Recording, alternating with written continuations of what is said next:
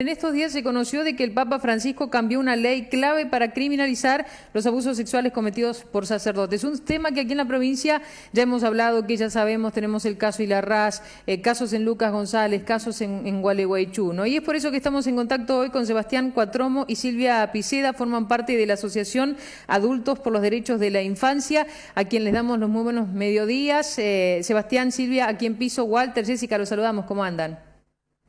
Buen día, ¿qué tal? Muy buenos días. Muchísimas gracias por su tiempo, sobre todo para estar junto a nosotros. Y bueno, hablando en este caso de abuso infantil vinculado con la Iglesia también, ¿qué significa para ustedes, para los familiares y para toda la sociedad esto que ha anunciado el Papa hace muy poquitas horas?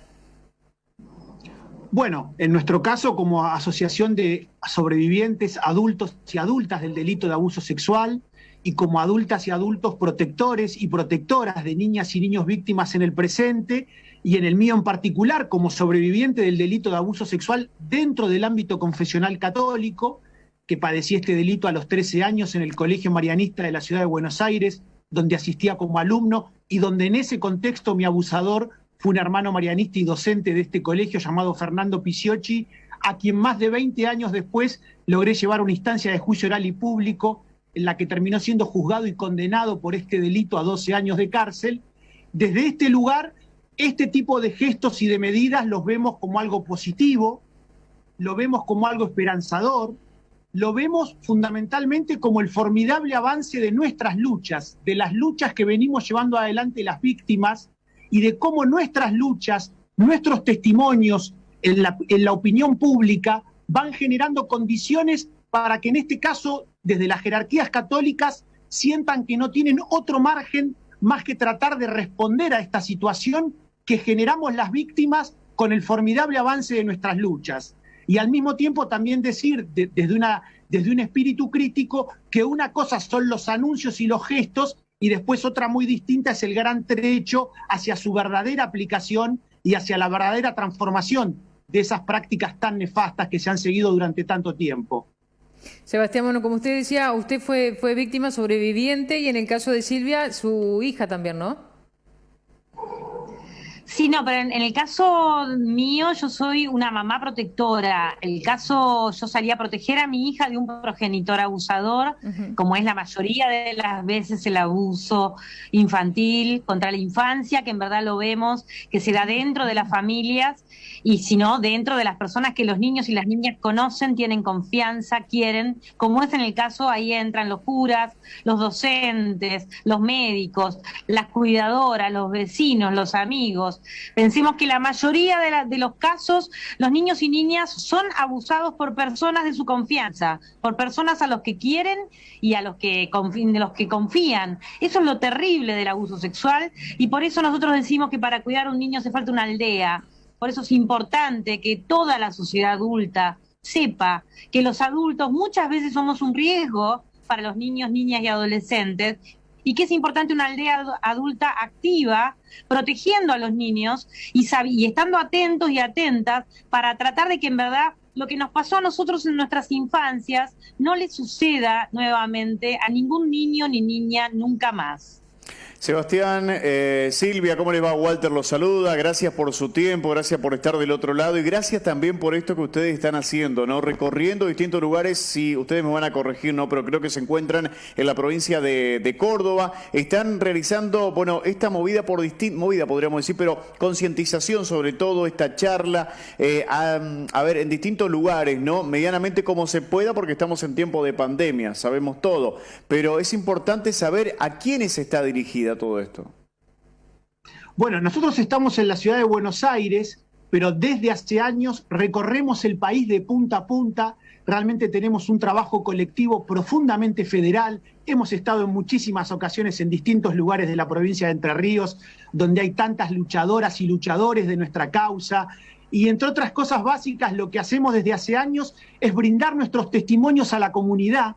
en primera persona, desde nuestras propias experiencias, en todo tipo de ámbitos sociales, comunitarios, escuelas, universidades. Siempre hacemos notas con todos los medios de comunicación, porque entre otras cosas lo que buscamos generar es visibilización, conciencia a nivel social y compromiso colectivo para enfrentar esta injusticia. Por eso nosotros hablamos para el conjunto de la comunidad, más allá de si haya sido víctima o no. Tenemos ese lema de para criar a un niño o niña hace falta una aldea. En este sentido es riquísima nuestra experiencia de tantos años por todo el país. Al mismo tiempo, en este contexto de pandemia, nuestra actividad no ha parado en lo más mínimo. Esas charlas hoy las damos de manera virtual en todo tipo de lugares del país. Y al mismo tiempo, otra tarea que llevamos adelante desde hace años es la del acompañamiento solidario a quienes han sido víctimas de este delito, a quienes están tratando de acompañar a niñas y niños víctimas. Esa es otra tarea cotidiana que hacemos en red y en vínculos con personas de literalmente todo el país desde hace años. Y entre otras cosas también en ese sentido, todas las semanas del año, sin interrupción alguna, y en este contexto de pandemia de manera virtual, nos reunimos los sábados a las 3 de la tarde para compartir experiencias en un espacio que llamamos de encuentro de pares, que es anónimo para toda persona que haya sido víctima de abuso o que esté acompañando a una víctima. Y en ese espacio anónimo de diálogo y de escucha empático y respetuoso, también es formidable semana a semana y desde hace años ver cómo personas de las más diversas generaciones y de las más diversas historias sociales, al poder poner en palabras este dolor, este trauma, esta herida, las luchas que están llevando adelante, al poder compartirlas, se empiezan a alivianar de las cargas de vergüenza, de culpa, dejan de estar solas, aisladas, aislados, y eso cambia la suerte individual y al mismo tiempo nos hace ir construyendo esa fuerza colectiva y a nivel social que para nosotros y nosotras es indispensable para cambiar la suerte de la infancia de hoy. Por eso nos llamábamos Adultos por los Derechos de la Infancia. Sebastián, hizo mención de la vergüenza, ¿no? Y me imagino que en muchos casos las víctimas sienten o creen sentir más vergüenza que los propios los violadores, ¿no? En los abusadores, en este caso, ¿no? Debe ser tan fuerte para todos ustedes, por eso me imagino que debe ser tan difícil también y tener en cuenta, creo que vale la pena concientizar de que no estamos hablando de un abuso, que el abuso no solamente se da de una sola manera, ¿no? Para que los papás también concienticen a los chiquitos que estén atentos en ese caso, chiquitos y no tan chicos tampoco.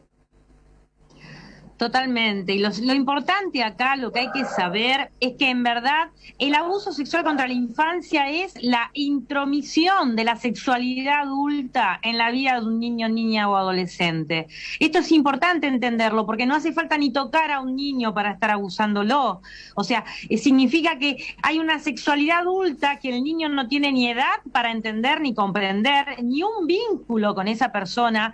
que justifique ese modo de relación. Y el niño, niña acá es tratado como objeto de un adulto. Y esto hay que tener claro, porque el único o la única responsable del abuso sexual es el abusador o abusadora. Nunca es la víctima. Y esto es muy importante empezarlo a decir socialmente, porque lo que ha pasado con el silencio alrededor del abuso es que ahí es que los sobrevivientes nos llenamos de vergüenza y de culpa, porque vimos una sociedad adulta que no ponía claramente el acento en que sí hay un culpable y un responsable, que es el abusador o abusadora, y hay una víctima. Si esto empezamos como sociedad a hablarlo claramente, nosotros estamos seguros que los sobrevivientes de abuso sexual no van a tener ni la vergüenza ni la culpa que hemos cargado más de uno de nosotros por décadas, porque esa culpa y esa vergüenza estaba de alguna manera atada al silencio social y a la complicidad con los abusadores. Si yo conté que fui abusada por el abuelo y veo que el abuelo es invitado igualmente después a los cumpleaños, a las fiestas, a los casamientos, es muy difícil que yo me pueda recuperar como víctima y que tengan claro que el que hizo algo muy malo es ese abuelo. Si la sociedad empieza a cambiar, si las familias empiezan a cambiar y marcan claramente que el culpable, el responsable y el que tiene todo nuestro rechazo es el agresor o agresora, y a que a la víctima y al sobreviviente que habla se lo apachucha, se lo mima, se lo abraza, la suerte nuestra va a ser muy diferente. Bueno, la pregunta va para Sebastián. Sebastián, yo creo que el silencio es el peor enemigo en todo esto, ¿no? Usted estuvo 23 años en silencio, podríamos decir, según lo que conocíamos acerca de su historia, ¿no? Pero sobre todo en estos tiempos creo que por ahí también se va buscando la condena social también, que es algo que se ha visto mucho, ¿no? Sí, bueno, en mi caso los años de silencio fueron 10, fue toda mi adolescencia y mi primera juventud, y cuando logré ponerlo en palabras fue cuando denuncié estos abusos que luego tuve que lucharlo durante 12 años en el terreno legal hasta lograr ese juicio oral y público que terminó con la condena de mi abusador en el año 2012. Y en este sentido, y hablando del silencio, y ahora hablando de las responsabilidades que tiene el Estado como garante de los derechos de la infancia, nosotros y nosotras siempre reivindicamos en materia de políticas públicas educativas la Ley de Educación Sexual Integral, ley que tenemos en Argentina desde el año 2006 y que todavía está muy lejos de ser una realidad como debería en todas las escuelas del país para todas las niñas, niños y adolescentes. Porque, entre otras cosas, si logramos que esa ley se haga plena realidad para toda la infancia de la Argentina, en las escuelas, niñas, niños y adolescentes concebidas y concebidos además como sujetos de derecho, que es lo que establece la Convención Internacional de los Derechos del Niño, en sus escuelas encontrarían los ámbitos y los contextos donde poder hablar de sus emociones, de sus sentimientos, donde poder hablar acerca de lo que les está pasando, sintiendo que allí tienen adultas y adultos confiables a los cuales poder recurrir. A su vez, muchísimas veces, niñas, niños y adolescentes manifiestan que están siendo víctimas de abusos, pero no con palabras, como no sin dificultades, a veces logramos hacerlo las personas adultas y después de muchos años, sino que las niñas, niños y adolescentes manifiestan que están siendo víctimas de abusos a través de sus actitudes, de sus modos de relacionarse, de jugar, a través de los dibujos. De muchas maneras nos gritan que están siendo víctimas de abuso, pero no necesariamente con palabras. Ahora, eso necesita adultas y adultos, en este caso por eso hablo de las escuelas y de la comunidad docente, capacitadas y capacitados en materia de abuso sexual, para saber ver y escuchar esos gritos que no tienen palabras,